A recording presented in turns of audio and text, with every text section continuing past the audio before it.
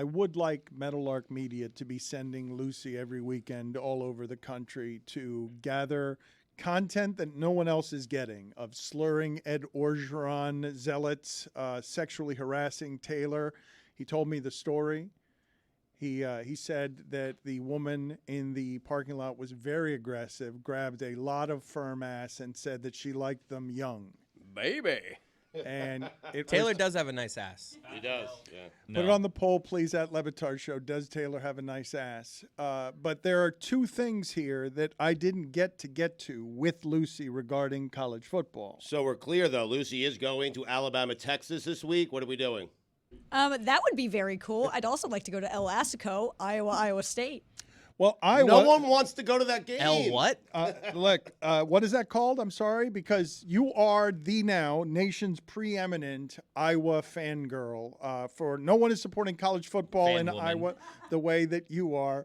And I saw the stat. This stunned me that Iowa had its first opening drive of the season touchdown pass since 1991. Dude, our offense is so good, we're breaking records. 30 years, they have not gone just marched down the field with a drive and thrown a touchdown pass. How is that possible?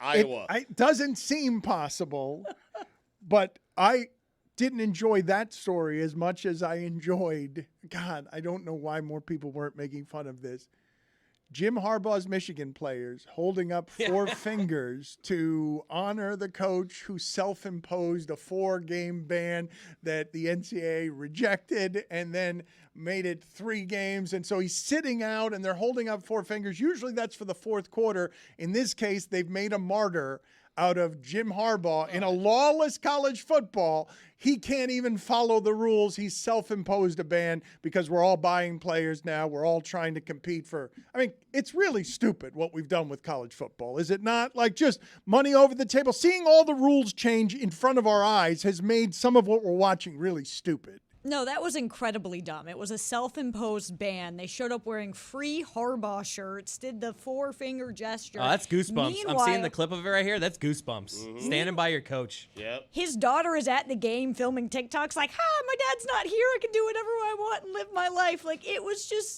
one of those things where you're like, are they aware that Michigan and Harbaugh agreed to this? This was their decision. And by the way, you're playing East Carolina. Like, let's take it down a notch. It was self-imposed. That's so great. Stugotz, what I love about what's happening in college football is because all of the rules are crumbling while no one had prepared for the idea of, well, holy shit, if you give the players all the freedom, they're going to be transferring like crazy. They're going to have power. All of a sudden, Brian Kelly's not going to be able to lord over players the same way. All of a sudden, Stanford has an offense. I mean, they do. Dan, that's the one cool thing about it is if you had 3 quarterbacks on your team and they were sitting behind Vinny Testaverde at the University of Miami, they're never going to sniff the field. They might be good enough to play elsewhere. They're not good enough to play at the University of Miami at that time.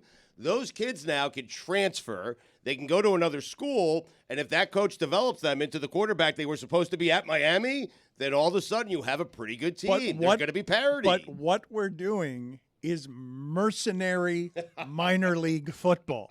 And we're draping it in, well, college sports have to be run by this $10 million a year Nick Saban. Not exactly. Not anymore. The whole construct of what used to be college football for your grandfather, for your father, for your mother, for your grandmother, it's a different thing now. And I do wonder, as it gets more brazenly commercial, where it's like, oh, conferences don't matter. Oh, last year of Oklahoma, Texas, really? Oh, Pac-12 doesn't exist anymore. If you just make it minor league football and say, my team can get Lincoln Riley, and he brings a quarterback, I wonder over time whether football can withstand the barrage of that commercialization where people, man, these boosters aren't going to like Deion Sanders overrunning the sport with his set of rules. That's not what they got into the business of the orange jacket wearing for the Orange Bowl committee to be athletic directors of somebody coming in and being at Texas State is going to take over Baylor where they allowed covered up murders. Ted Cruz was there. I mean, think about Baylor was a 3-touchdown favorite. Oh, you can't beat Texas State. Why? What the hell's Texas State? It's 45 transfers who really want to play football and might not be able to get into Alabama. But I think that's kind of the cool part in the sense where, like, now Texas State can be competitive. It's Yes. just how you operate your team. Or, like, this makes me sad as an Iowa fan knowing that Kirk Ferentz will never change anything ever. Right. But, like, for other teams, that's going to be awesome. Like, we had Wyoming beat Texas Tech this weekend. There are chances, even though it feels like it's getting further and further, it's still giving some sort of an upside to the underdog a little bit. I had Texas Tech minus 13. I didn't love that one. That was a bad pick. They're still Alabama, Dan. I mean, They are for now. For now. They are for now, but I still think, and Stugotz, you can be entrenched in that position, but last year at the end, Alabama wasn't playing in the games, and you just saw Clemson fall off the map really quickly because it's hard to stay Yes. up there, especially as the rules keep changing Well, on and these here comes guys. Duke. I mean- No, and Duke is better. Duke is better, they are. but Clemson, as you knew them, Dabo's going to look really silly running 100 miles an hour down that hill for a 5-6 team. Just I want him to think fall one time. Oh, that would be awesome. How does he not? I know. Dabo's the perfect example of not adjusting to the changing landscape of college football. He doesn't want players to get paid. He refuses to use the transfer portal. Had Clemson gone in the transfer portal, gotten some receivers, they would have beat Duke last night. He's just not using it? No, he's like very anti. The only time he's ever used the transfer Old school, portal yeah. was to get a player who had transferred from Clemson back to Clemson. But kids are leaving Clemson. He's just not getting any kids back. Like, kids are transferring out of Clemson. I just want to state clearly for the record, because you've heard me talk about this. I keep wondering when the money's going to affect puritanical interests, the people who believe in the marching band and the tailgate. And it's not about my 50 guys I got over here that I paid with boosters better than your 50 guys. Like, it's going to be the illusion of college football. All the rules are collapsing in front of us in a way that I find endlessly delightful. It's just total anarchy. What is happening right now to college football, where you have those upset by 3 touchdown underdogs? Because people doing, Stugotz, the line setting, have no idea the change that comes this way. Like, what do you mean, Texas State? How? They had 3rd most transfers. As Dabo says, no transfers. Texas State beats Baylor, routes Baylor. Because they have 3 times as many transfers as any other school. Of course you've got to use that. It's suicide if you don't nowadays. But when Clemson goes old school, the old school is favoring the old rules. And that's what you see collapsing in front of you. I wonder, though, the enduring, sustaining power of those things 10 years from now. If you've got Tennessee, if you've got an exciting offense and you're one of the ones winning, you'll love it. But how about the rest of the country that just wants minor league football when it just becomes, I'm here for the storyline of Deion Sanders every week if you want to give it to me. But the way that You're talking about the traditions and stuff like that, Dan? Stugotz, I'm talking about college football as you know it is no longer the thing you think you knew.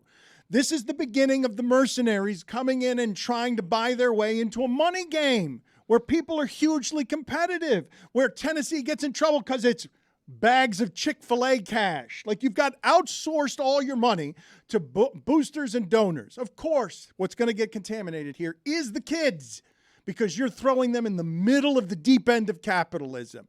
But you're doing it with no transfer rules that can control them. They have the power now, and they can bleep your school, and the parents can become an infestation. You can get a recruiting fight over dollars because the whole thing now has lost all its mask. All it is now is open, greedy commerce. Who can get on television? Look at all these TV dollars. Holy Deion Sanders is in the game now. After one game, he's in the game, beating last year's national championship participant. Are you me? In a game when they didn't have money as a program, Stugotz, to be able to afford him, and they raised $28 million out of an oil well because Deion has just proven to be underpaid because he's already paid for himself. But I view it, Dan, like, I understand what you're saying. How long before we get tired of this, or the old school fans get tired of this? But I view this as a great thing for the sport, where you have Colorado come out of nowhere and they steal the entire weekend. The entire sports weekend coming out of nowhere. And then as far as the kids are concerned, the kids finally have an opportunity. Hey, I can't play here. I can play there. And if I play well enough there at Texas State, I might find myself in the NFL. That's opportunity for a lot more kids than there used to be. Dan, you mentioned bands. You see what Alabama did to Texas's bands? I did not. Gamesmanship. Lucy, did you see? Yeah, I saw. So basically, last year when Alabama played at Texas, Alabama didn't send their band because Texas was like, we're only going to put you in the upper rafters. So Alabama put Texas's band in the upper rafters. Oh, wow. King sport. College football is the best. You're never going to lose me. You are not made uncomfortable by all of these changes, even though you have said you hurt for the people who travel with teams, because that's such a distinct community of people who put on their garb and go live a weekend life away from where they live, because traveling with the football team is like mini vacations that are a lifestyle choice. Conference realignment is what's really getting me, just because TV and money is completely controlling all these student athletes' lives, like not just football players. When it comes to the transfer portal and NIL, I am all for it. One, NIL was happening way before it was legal. We just couldn't see it. Now it's out in the open. And the transfer portal, my theory is if a coach can leave, a player should be able to leave. Yeah. But Cal going to Stanford is one thing. A lot more costly when Cal's going to Raleigh to play North Carolina State. I absolutely hate that. Like, Yes. that's my least favorite part. I really think that football should separate itself from the other, like, non-revenue sports so that there's still some geography there so parents can go see their kids, so that you're not traveling across the country on a school night. But, like, that is where money has come in and just completely, I don't want to say ruined college athletics, but warped it.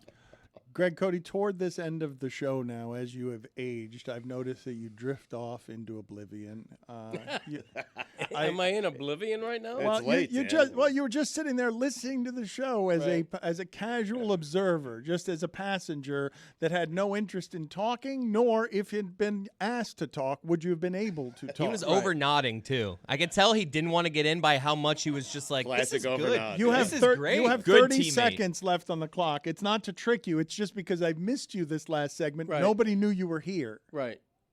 Well, you were doing a fair amount of talking. You were on a soapbox. I mean, there wasn't a lot of room there for me to get in. Plus, I'm enraged that Pablo Torre gets that much time to pimp his That new was podcast. 3 days ago. And okay, whatever. And now the great coach. This is the new and unimproved Dan Le Batard Show with the Stugotz. Gamble on by DraftKings.